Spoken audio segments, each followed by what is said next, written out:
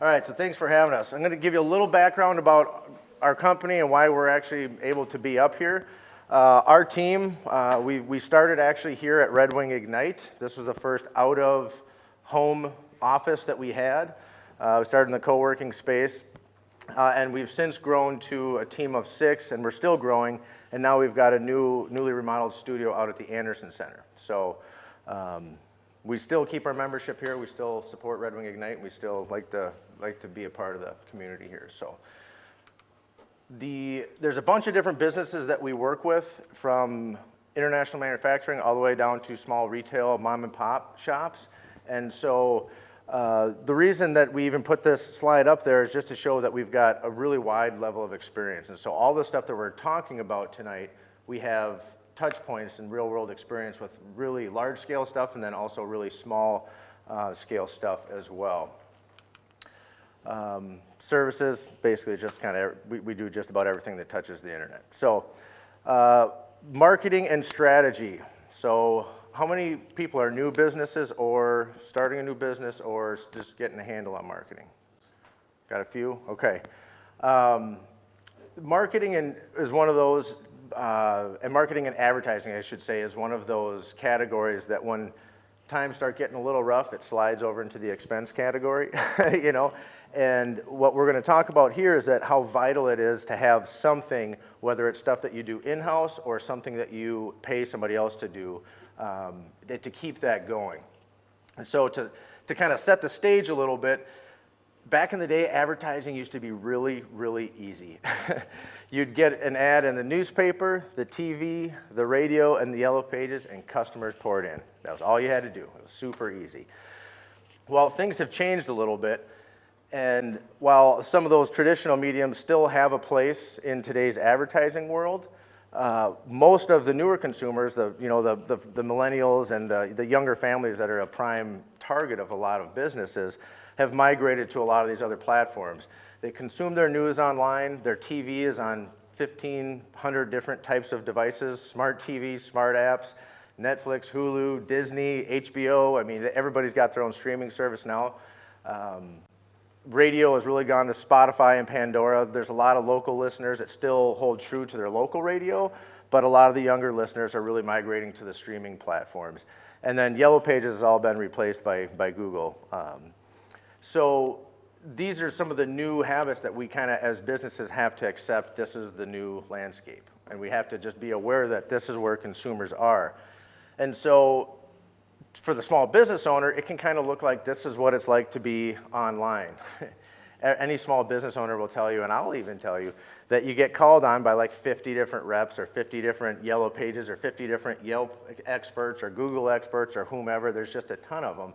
And a lot of local businesses can feel like, holy crap, where do I start, you know? And so the next slide, we're going to talk about kind of how to simplify some of this. But it is important to keep in mind that the internet's a pretty big place, and there's a lot of places out there. We're going to go over kind of the main ones that you need to cover, you should cover, and should have a presence on. But we want to kind of take away the overwhelming part of it. So we have 3 areas that we put all of our marketing efforts into.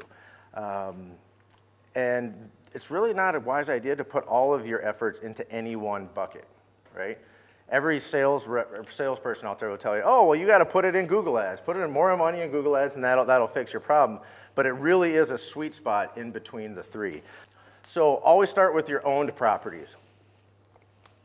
These are the things that you control. If you stop paying for them, or if you stop paying for paid advertising, you still have them, like your website. Once you build it, you have it. You have to pay for your hosting and stuff like that, but you don't have to continually invest in that to have it. An email list, once you build that email list, you have it. Nobody can kind of take it away from you, unless you're violating spamming laws. Then you get yourself in trouble. Social media following, content, if you're creating content, all of that stuff you kind of own in a sense. Technically don't own the social media platform, but once you build up that equity, you have a profile that's worth something.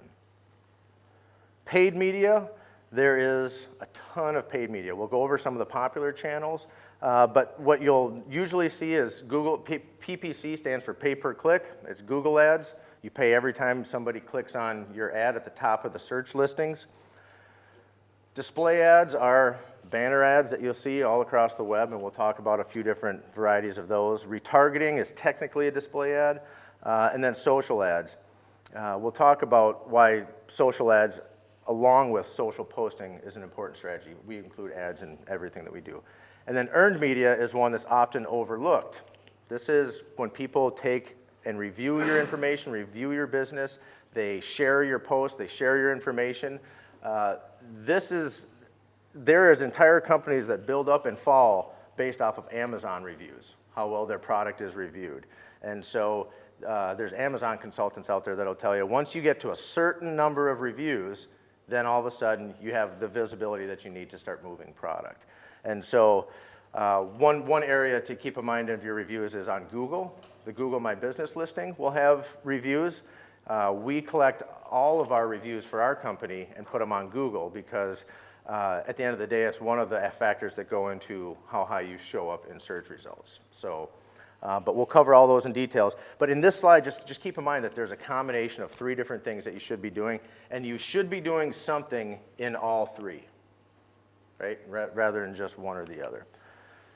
Websites, we're going to start off with some owned media.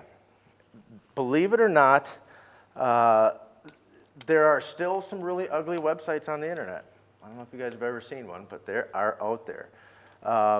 And so aside from design, there are some really important functionality items that you have to have. Responsive design, anybody familiar with that? I know you are, Bo. Responsive design is when you go to a website, the website automatically changes shape and size based on the device that you go to. So if you go to it on a desktop, it'll be this big. If you go on a tablet, all the same information, same content, same images displays this. That's Google's preferred method of design. Google Analytics is an analytics software that allows you to track the performance of your website. How many people are coming to your website, where they're coming from, where they're located, if they called you or sent an email to you. You can track all of your various marketing efforts online with Google Analytics. It's kind of a compass for everything you do online.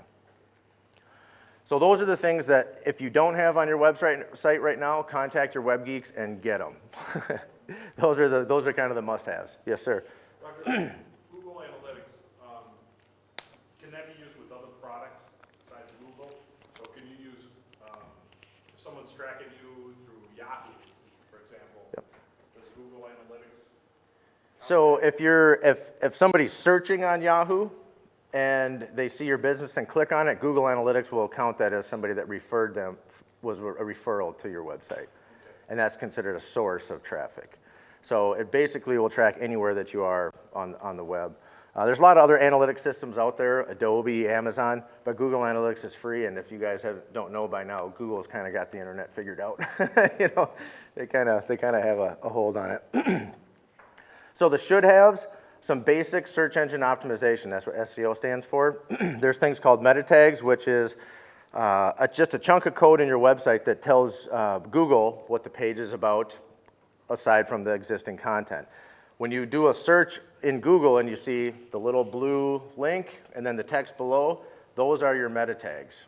So that's what Google shows as a search result, is your meta tags. So those need to be done. Social proof is something that we're building into a lot of our websites. I mentioned before the power of Amazon reviews. There's this whole new thing that's actually come up in the psychology world that decisions are being made by people based off of what other people say, social proof. And so people will make a decision on how good your business is or how good your product is just based off of what a collective of other people say. So if they go to Google and they see, 15 one-star reviews, they're gonna be like, oh, it's probably not a good company, And so if you have good reviews, or if you don't, collect them, and then display them on your website. So if you go to our website, what you'll see is you have the main message, and then right below that, there's a whole section of people saying how cool and awesome we are, because instantly reminds people, hey, these guys have some talent.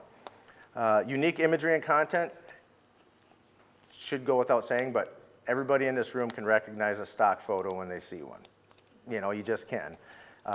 And sometimes you have to use them as, you know, a web designer or a designer. We don't like to. Sometimes you have to. It's just a matter of necessity. But if you have the opportunity to invest in some good photography, do so. It's worth it. A clear call to action is one that's overlooked a lot of times. That's just telling people what you want them to do when they get to your website. Call us, email us, you know, click here to download this thing. We're, as internet users, we're almost patterned now to look for little blocks of color to do the things that we want to do on websites. And so when you see a little red button, your eyes go to it and make those calls to action, what you want people to do, very clear. And then Google Search Console is just another back-end tool that Google allows you to hook your website up to for free to understand how you're showing up in search. And so usually that kind of stuff's left up to the web geeks, but if you take on your own website, these are some areas that you want to be aware of. This is Google's words on responsive web design. Believe it or not, there are still websites out there that have a separate mobile website and a separate desktop website. And Google basically said that that's not the way to go. And they've got more money than the US government, so they can kind of set standards for us like that. But if you ever go to redesign your website, anything like that, if they want to do anything other than a responsive web design, say no. And go that route. So Google Analytics, here's a screenshot. We talked a little bit about why it's important. This is a screenshot, it's the acquisition screenshot. When you're in there, it shows you how you acquired your website traffic. And so the words are kind of small, probably back in the room, but it'll show you how many people came to your website from organic search, just going to Google and typing in certain terms, and then they find you. How many people went directly to your website? They typed in your website address and went to your website. How many people came from paid search, from the Google ads? Social media, referrals, other forms of advertising. And then you'll find out how many people are coming to your website from these various traffics. And then the really important part is over here, are they turning into customers? Are you getting leads out of each of those methods, right? So in the web geek world, we call those conversions. That's kind of the word that we use, or goal completions. For instance, paid search, if you're paying somebody $8 a click to get to your website, you want to know that they're turning into leads. And if they're not turning into leads, you want to stop paying that or find somebody else to manage it for you. So in each of these areas, that's what you use as your compass. If you're putting, you know, money in all of these different channels online, you want to be able to go and say, okay, which of them are turning into customers or into leads, and which ones aren't. So, any questions so far? The old days of having a web developer that built your website and then had to hand code in every single change to a website, and they were kind of like the wizard behind the curtain, those days are gone. Most of the time, to set up a website right, you still need somebody with some experience, but the ability to update your website has got a whole lot easier. And so here's a bunch of the common platforms out there. Squarespace, Wix, a lot of common ones that new businesses will start up on. We develop all of our websites on WordPress just because you can do anything you want with it. It's a phenomenal platform, and it powers like 60% of the websites on the internet. There's a lot of websites on the internet. If you guys, whenever you Google something, you do a search term, it's like 1 out of 874 billion search results. There's a lot of websites out there, and WordPress powers 60% of them. And so when you go to build a website, really consider WordPress as an option for growth. We've got international manufacturers that have their website synced up to their inventory, so when somebody buys something online, it pulls from the inventory in their warehouse. And we also have, small retailers that just need a brochure website. So you can scale this thing as your business grows as well. And so that's important to know. A lot of these websites, we'll have clients come to us with Squarespace and Wix, and they're like, okay, we really want to start investing in our search engine and all that stuff. It's like, we kind of ran into some limitations. We need to rebuild the website. We just run into that. So if you want to build a website that's built for growth, WordPress is a really good option. So this is some of the basic stuff that we remembered. The primary essential, it's got to be responsive design, analytics, and a way to update it easily. So those are the websites. Any questions on websites? Do you guys have a case study or an issue? Seeing none. Search. This is the golden triangle, if you will. This is where we need to be. We have our world changing, basically, based on how we're getting the information. Now, we are asking our smart speaker, hey, what's the local pizza place with 5 stars? Boom, we found Red Wing Brewery. Please contact us. Here's their phone number. All of that is pulled from search. All of the devices that we ask for information, Siri, all of those things that we're collecting, or consumers are collecting information from, are all pulling from search results. There's some statistics up there, and I won't read them, but you can instantly see a result in your business if you go from not any search exposure to having search exposure. You'll start seeing more website traffic, which in turn it turns into more leads, more people in your marketing funnel. And so there's 2 different types of search that we're going to cover. We're going to cover local search and organic search, and we'll go over the details here in just a little bit. So local search is local. It's based off of your coordinates. It's based off of where you're at. A lot of times this is based from a mobile device. Google knows where you're located, where your GPS is at, so it can say, okay, I know within a 25-mile radius the closest business is around there. That's kind of why it's called local search. But also when you're on a desktop, it'll know your IP address and it'll know roughly what's around you. So the Google My Business listing is the most important aspect of SEO when it comes to local SEO. It's like I said in one of the first slides, it basically has replaced the yellow pages. This is where people go to find something to do, read reviews, see who's good, who's not. Local citations is a fancy way of saying online directories. Like the yellow pages online is just basically an online directory. And a citation is when you put your name, address, phone, and a link to your website on some directory. Google sees all of those directories and sees that all that information is consistent, and then it will help you with your search presence. On-page optimization we'll get into. That's just having the right keywords on your website and the content. Backlinks. Anybody familiar with backlinks? Aside from you, Bo, because I know you know. When a website links to yours, Google takes that as kind of a stamp of recommendation. So if I got a link to my website from the New York Times, Google is going to look at my website and be like, wow, the New York Times linked to Roger's website. He must have a really good website. And so the more of those high quality links that you get back to your website from high authority websites raises your profile in Google's eyes. It's not the only thing, but it is a significant factor.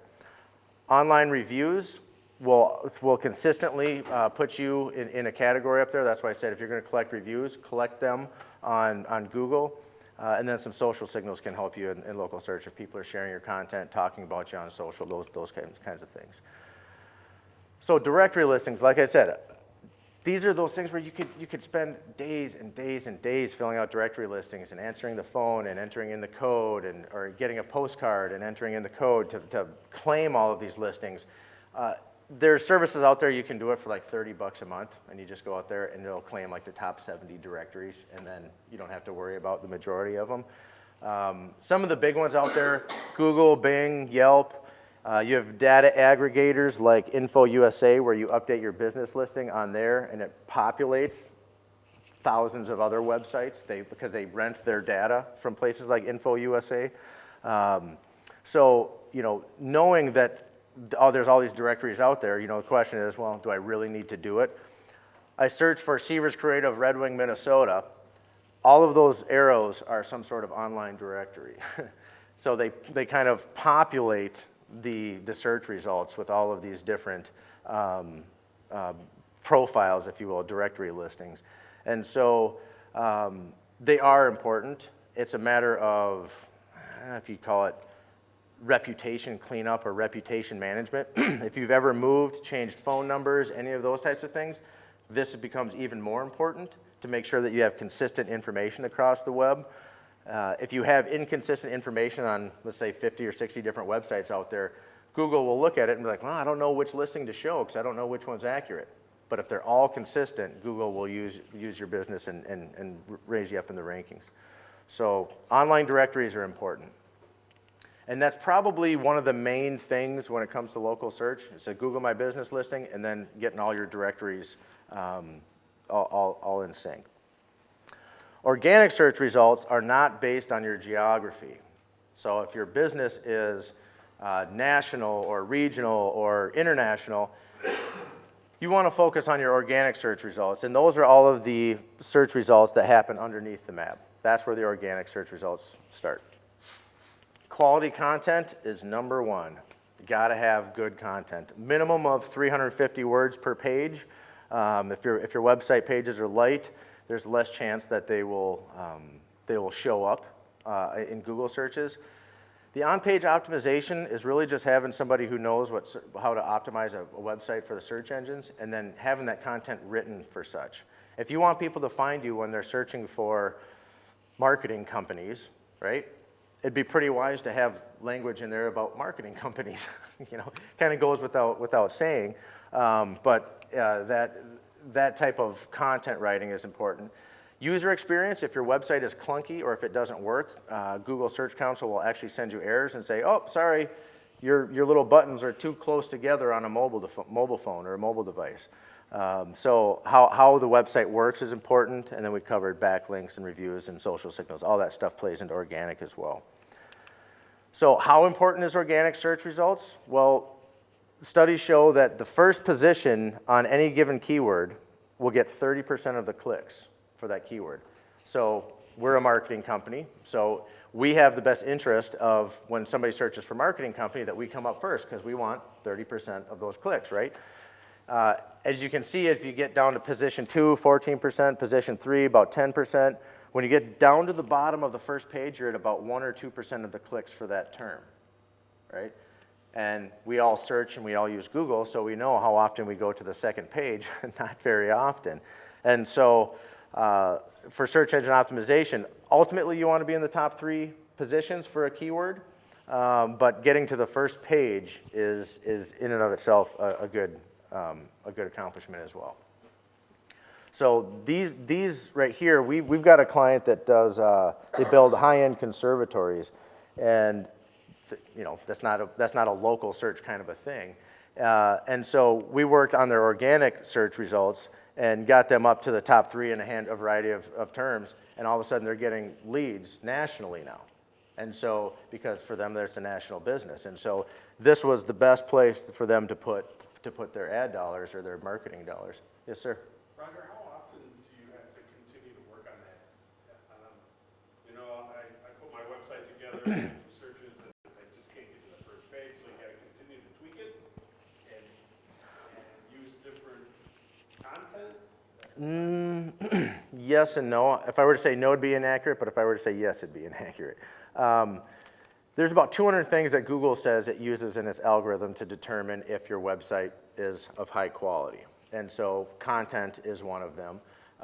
But essentially, you're trying to build your reputation in Google's eyes, right? So just by changing the content, it'd be like me and you knowing each other as business professionals, and I just kept changing my clothes to try and impress you. You know, eventually you'd be like, yeah, okay, I'm kind of onto you, Roger. You know, you've worn that black shirt 3 times. So, you know, having high quality backlinks to your website is important. So acquiring backlinks. Having content that's written the right way is important. Having reviews, having video content that's out there that's optimized is huge. Press releases out to press release distribution places. There's just a ton of different things. So it would be hard to do it on your own. Well, not necessarily. I mean, it's doable. It's going to take some study, but if you want to get there, you know, let's put it this way: if everybody could get to the top of Google easy, everybody would be at the top of the Google, and all you'd see is pharmaceutical companies and Russian dating websites. You know, that's they'd be up there for every term that you search for. You know, you can get up there, but it takes it takes a little bit of work. So, yeah.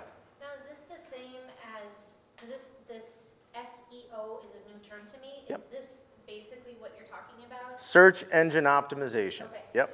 Now, today I was at a SCORE seminar, and one of the gals on there suggested that in order to continue to get your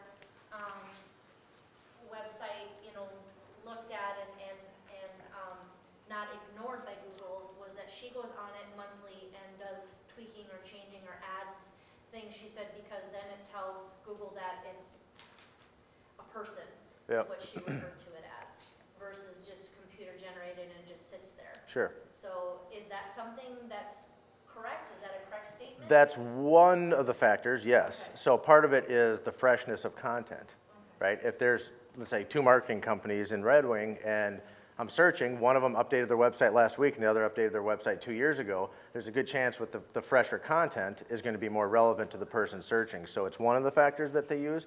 So a timely and relevant blog can be really helpful for that when you're adding new content to a website.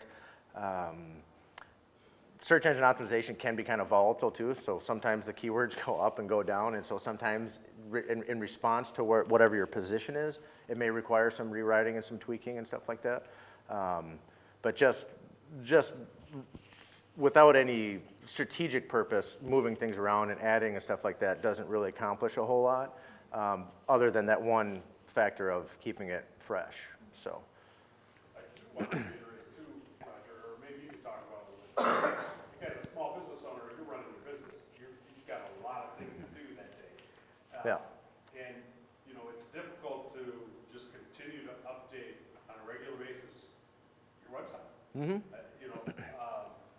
I've told people have that blog within your website, so then you can at least update some of those key things that you really want to do, and then it counts as an update. Yep. Like offering specials, or if there's a sale, this week, or whatever. So, try to keep that update piece simple, so it doesn't take all your time.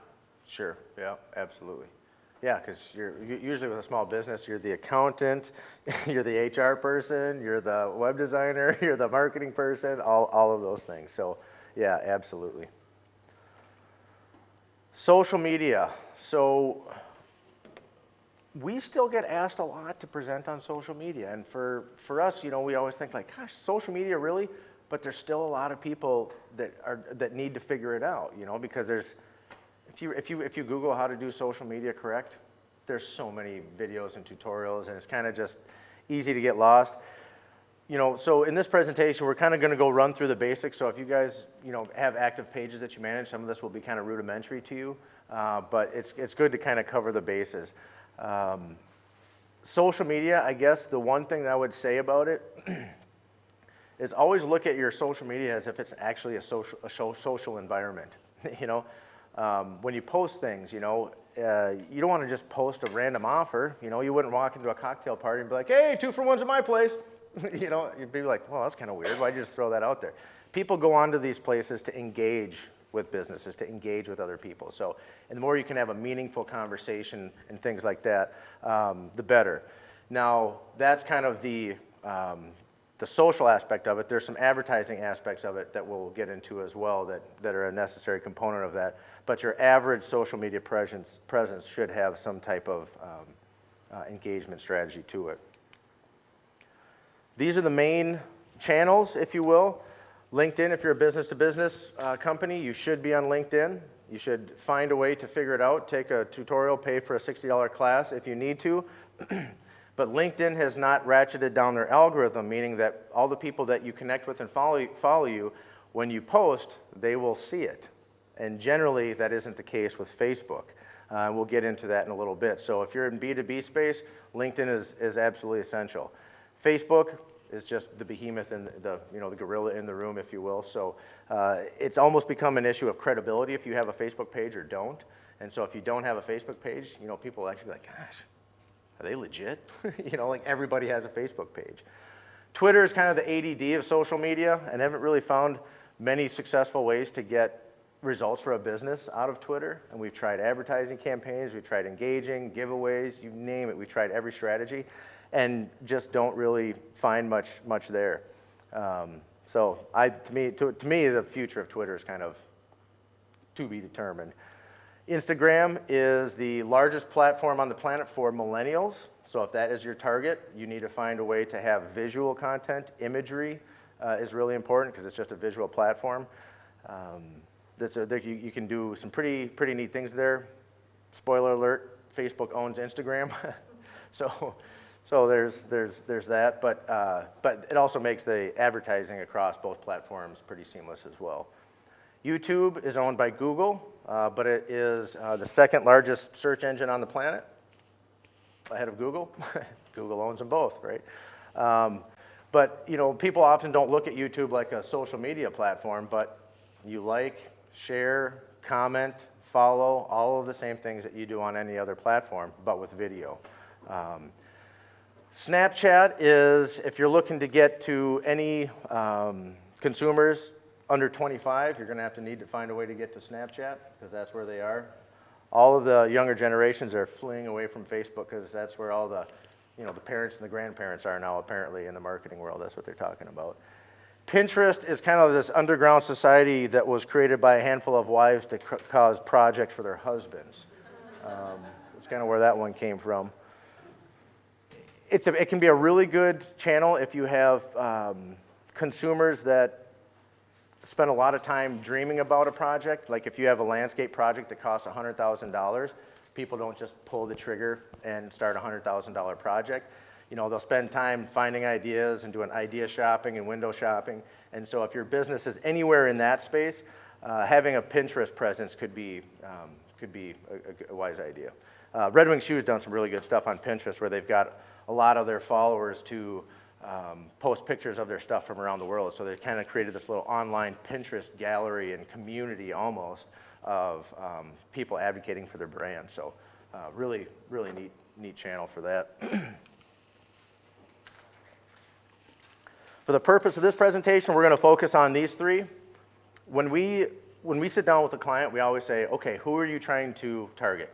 What's their age? Where are they located? What are they interested in? What do they do online?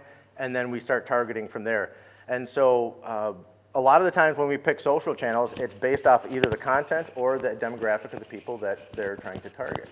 And so, like I said before, 25 and under, Snapchat. You know, the 20 to 35, kind of when you're starting to get into that millennial range, Instagram is it. 35 plus, Facebook's a great channel. That's where the bulk of people are. Doesn't mean that there's not some spillover, because there certainly is. But as a general rule of thumb, you can use this to find the people you're looking for. So best posting practices. This should go without saying, but video is more popular than anything else on Facebook. It's easier to watch. There's some tactics with video. If you're posting video on Facebook, generally the sound is off. So a lot of times you'll scroll through Facebook and you'll see a video and you'll see the words come across, because that's their way of getting around not having any audio for somebody, and then once they're interested, they click on it. But that's the best, the most engaging type of posting on Facebook.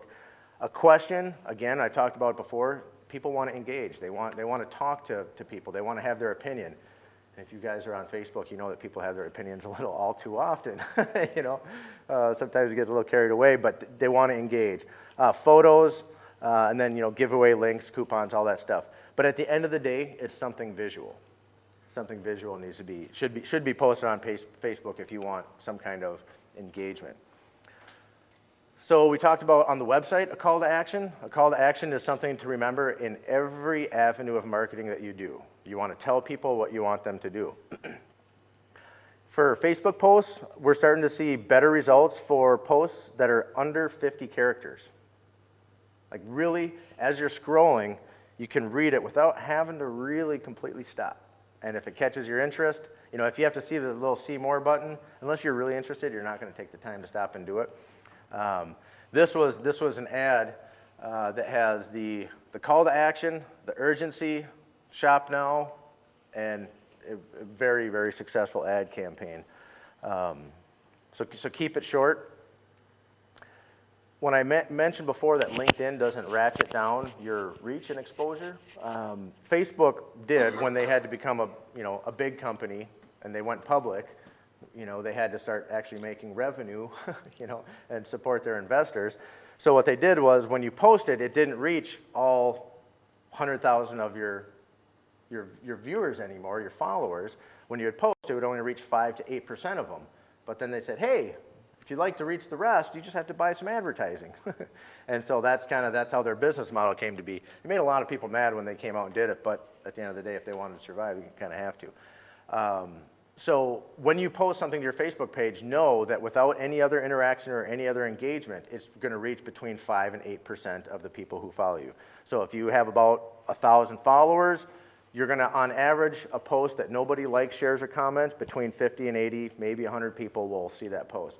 Now, every time it gets liked, shared, commented on, the reach grows a little farther, but in general, you'll see roughly that type of a reach.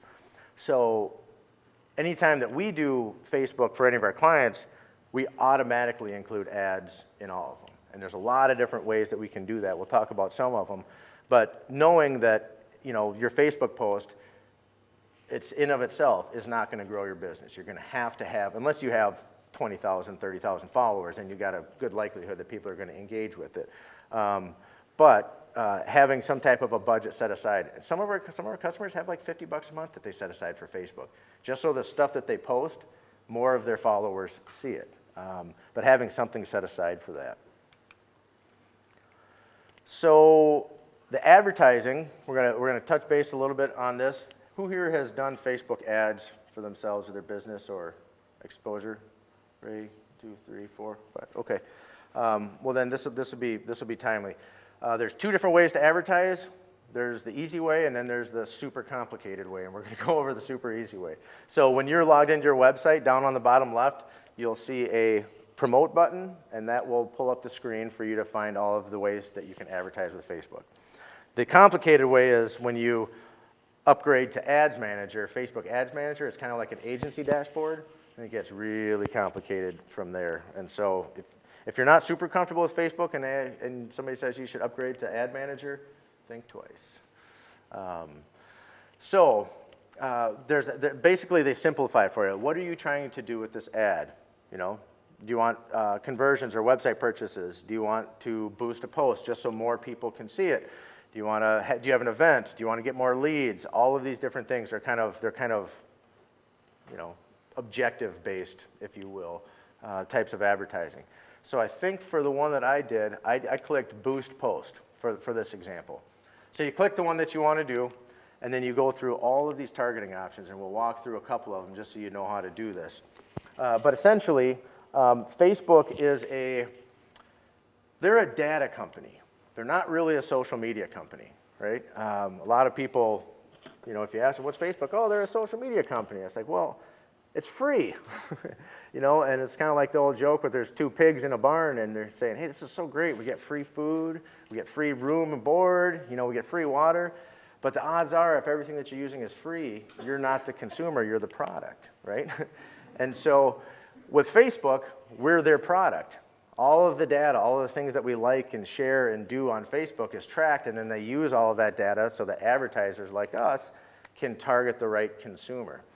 And so when you think about Facebook, think about it that they have in their database, in many cases, the intimate details of people's lives. When they brush their teeth, what kind of cat photos they like, how old their kids are, all of these things are stored in Facebook's database.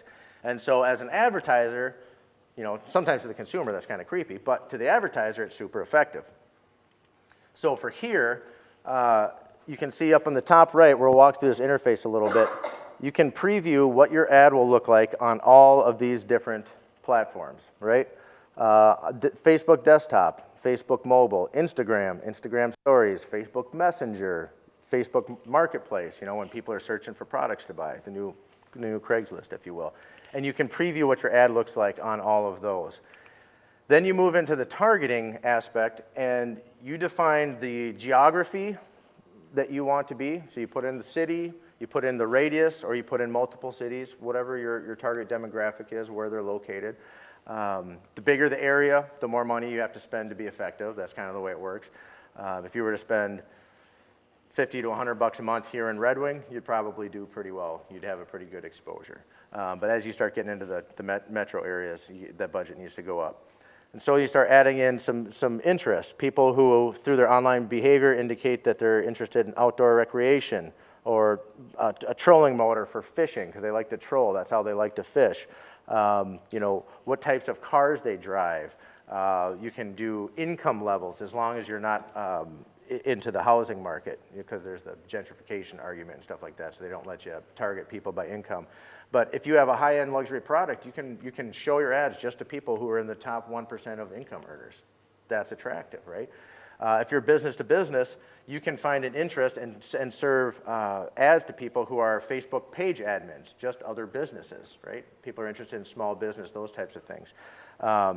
So a lot of people will also use this for recruiting, because you can hire people based off of what their job title is, because they put their job title in Facebook. So if you say, I'm looking for somebody who's a mechanical engineer somewhere in the Twin Cities, you'd put in job title, mechanical engineer, put your thing out there, and then put a job application ad up, and boom, you're serving application ads to the right candidate. So you define your audience through all the you know, significant data that Facebook has on the consumers out there, and then you figure out what your budget's going to be. They'll tell you roughly how many people you're going to reach, and you got some pretty fuzzy math because it's between 400 and 1,000, so somewhere in there, right? But that also depends on how many people are going to like, comment, share, and engage with it as well. Will determine how much reach that is. But in some of these cases, if you have a small radius, you can spend $5 a day, $3 a day. You know, I mean, it can be a cup of coffee. It really can be a pretty small budget if you're in a small area. So that's basically the basics of it. You create your ad, you define your audience, and you set your budget. And then from there, Facebook makes it pretty easy to give them money. They'll send you reminders and all of those things. So if you haven't tried Facebook ads, do so. Give it $5, give it $10, give it a whirl, and see what it does for you.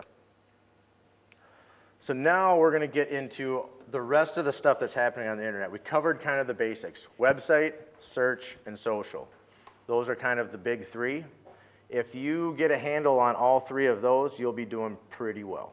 Those are kind of the main three that you have to have an exposure and you have to have a position in to be found in today's world. All right, so we talked about search engine optimization. Search engine marketing, or pay-per-click, is the reason why Google has more money than the US government. You basically pay to be at the top of the search results for any given key. It works like a real-time bidding system where you have 10 advertisers, there's usually a lot more, but 10 advertisers that are all willing to pay $4 per click to get that keyword. And then if somebody's willing to pay $4.50, that person gets to go up. You know, and it basically on who's going to be paying at the time, you get to pull that. There's some other things that help rank where you are in their basic quality of the page and stuff like that. But a lot of times it comes down to what you're willing to pay. These can range from, we've got customers that spend $70 a click, and we got customers that spend like $25, $30 per click, based on how competitive those keywords are.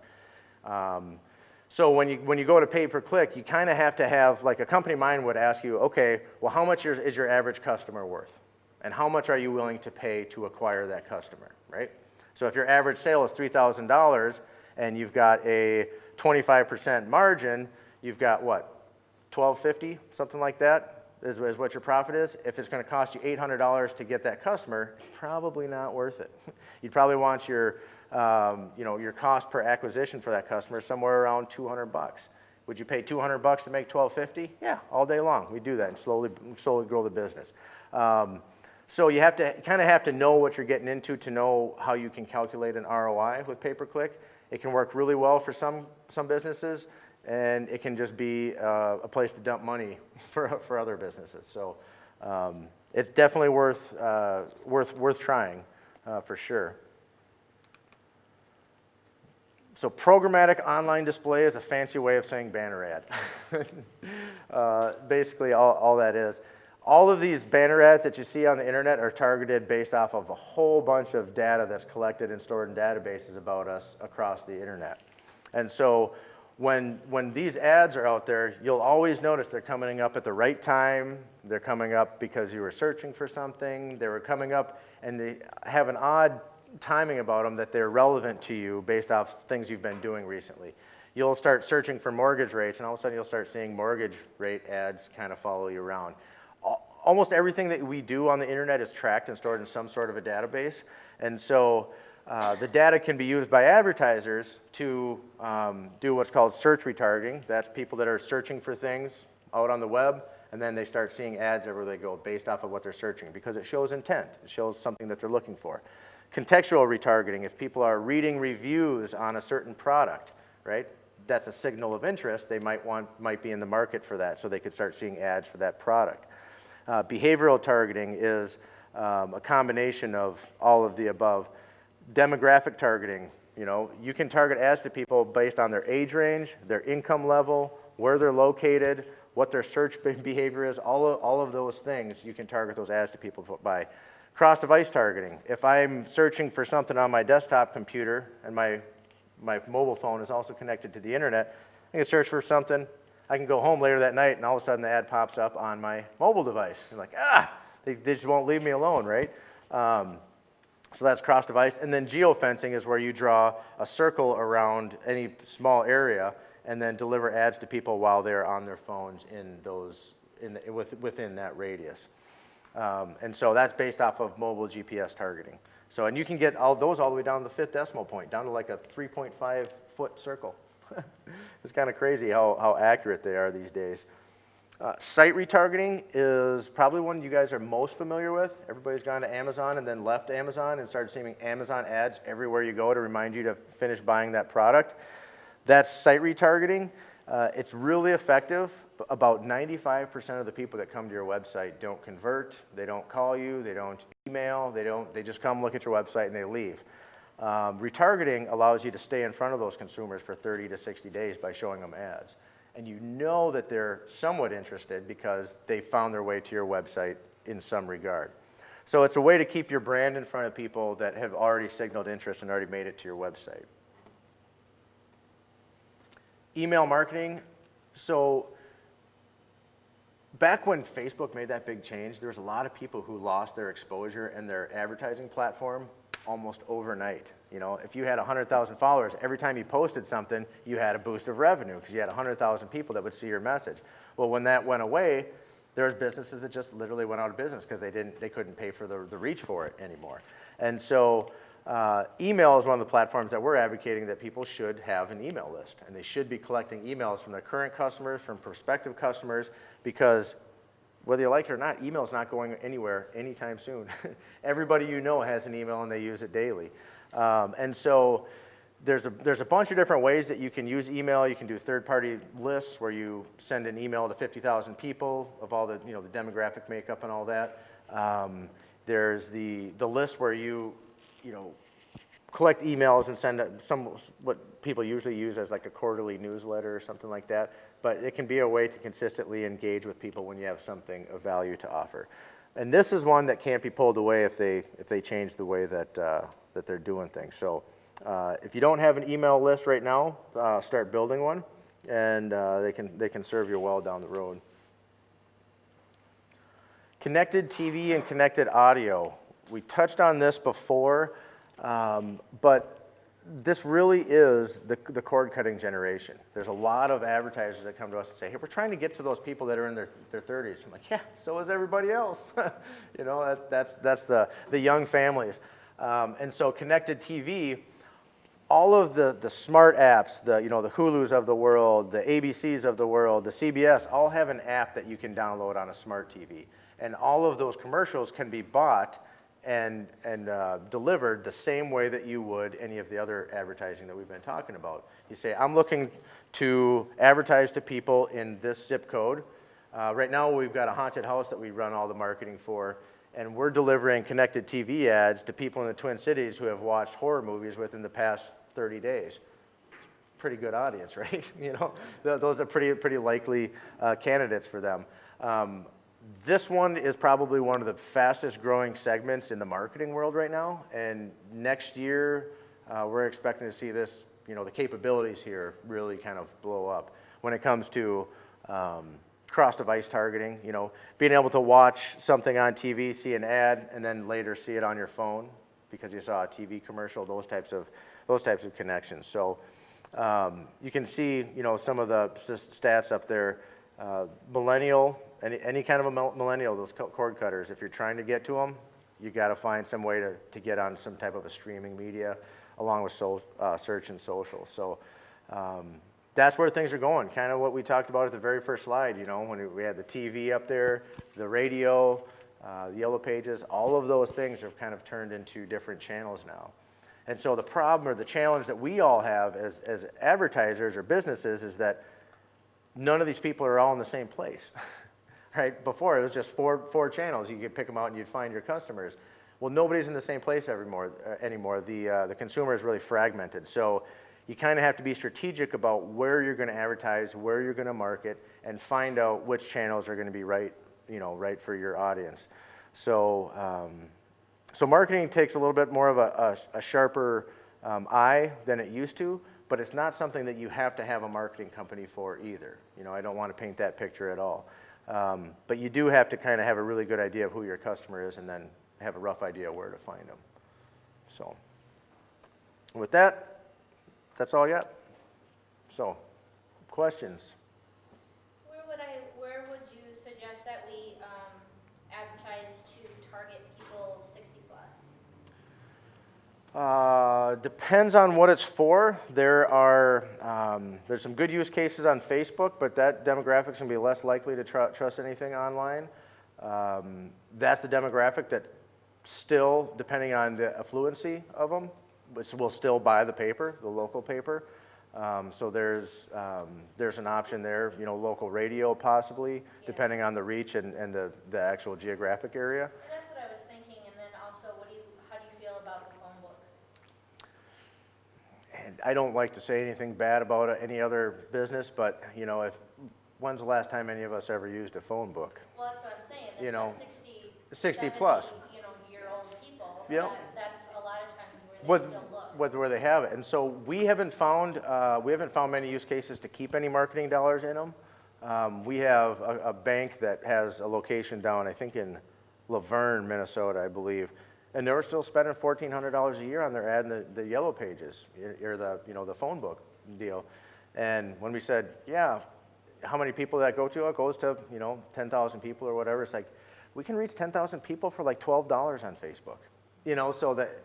And with Facebook, we've got the age targeting too, and so you could literally just target people who are 60 years old on Facebook that are interested in whatever it is you're trying to sell as well. So I would. I just know that some of my customers that came in at my previous employment didn't do emails and didn't do Facebook, and Okay. so just to kind of let them know what services in church. And I've met with Mark a few times, and we've talked about like church. Bulletins? Directories, Yep. Bulletins and things like that as well. Yep, where the coffee clutches happen and stuff like that. Those can be important places. They're harder to get into unless you know where they are. But Facebook can offer you a really cheap way to test messaging too. You can go on there for $20 and have 2 different ads that run for 4 or 5 days in a small little area. Spend $10 an ad and see which one of them, if any of them, produce anything. So a lot of companies, before they invest, let's say $250,000 on an ad campaign, will have us do some Facebook messaging and say, okay, we need 10 different ads. Which one of these messaging get the most engagement? And then they run and take that and duplicate that across their other marketing channels. So you can at least test the waters there. That's a good idea. Yeah. Anything else? Roger, what happens, I've had a couple of clients that got bad reviews. Yep. For whatever reasons. There was a landlord-tenant relationship that went bad, and Yeah. the tenant went on Facebook and really Lit them up. some damage. Jeez. What's the response there from the small business owner, or you read them, you get a bad hotel stay, or bed bugs or whatever. I mean, you have to react to that. Yeah. And I think as a small business owner, you just can't ignore that, right? Yeah. So you respond immediately, Yep. respond in the proper way, professional way. It has less to do with the person who is leaving the bad review and more to do with the person who is following up and may come and search your business and find you 2 weeks from now that will read your response to them. That's who you should be writing it for. you're never going to change the mind of somebody who had a bad experience. Sometimes you can. Our approach is always to go in there and say, hey, we're so sorry that you had a bad experience. We'd love to make it right. Here's our phone number. Give us a call, and we'll make this, we'll fix this problem. So that the next person who comes down 2 weeks down the road says, oh, look at that. They had a problem. They fixed it right away. So you have to respond. The first instance is just be like, it's like, and we've had customers that have gotten crappy reviews that weren't even legit. People were going in just to be mean and spiteful. And in the same case, I said, don't write the review or the response to them. Write it for the person who's going to be reading it. And people kind of know that there's always one jerk in every room. There's always that one guy in the family that just has something bad to say. And so when people read reviews, part of that social proof that we talked about before, people know that there's always going to be some one-star reviews. So. Request to take a review off because it just simply is not true. You can, yeah. We've done that we had a client that there were some switch-ups in management, and there was a bad breakup between partners, and then there was all this. They had like this campaign that they had all their friends go write nasty reviews and just say the business was terrible and all that stuff. And so Google kind of lets the community monitor those reviews, right? So we just built up a small army of people to go in there and flag them as spam, basically. And you can click on it and say this review is inappropriate or contains hateful speech or whatever. It's spam or it's an advertisement. And then if enough people click that, the review will go away. Our take on it is to not lose your authenticity as a business, but show your customer service unless you know that the review is not good. If it's like not even a legit business or a legit review, then you can kind of play the same game and flag it as spam and have it taken down. So, but there really isn't a good way other than that. So keep like 50 people that you know in your back pocket in case you ever run into that problem. And you can say, all right, everybody, I need you guys to go flag this thing as spam. So hopefully it was helpful. And if you have any questions, I'll be around for a little bit. So.